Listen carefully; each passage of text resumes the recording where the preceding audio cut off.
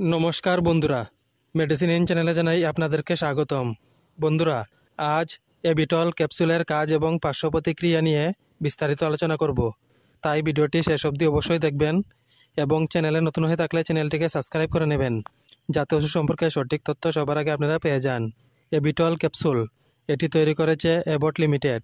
এটি যে উপাদান দিয়ে তৈরি করা হয়েছে তা হলো fish oil, tocotrienol, gelatin, glycerin, soybean oil, fumaric acid এবং মেথাইল প্যারাবেন। এটি একটি স্টিপে 15টি ক্যাপসুল থাকে। এবিটল ক্যাপসুল হলো টোকোট্রিয়েনল এবং ওমেগা ফ্যাটি অ্যাসিড ক্যাপসুল। এটি একটি পুষ্টিকর সম্পূরক যা শরীরে ভিটামিন ই এর ঘাটতি নিয়ন্ত্রণ বা প্রতিরোধ করতে ব্যবহৃত হয়। এটি কোষগুলিকে ক্ষতিকারক রাসায়নিক দ্বারা সৃষ্ট ক্ষতি থেকে রক্ষা করে এবং অ্যান্টিঅক্সিডেন্ট প্রভাব ফেলে।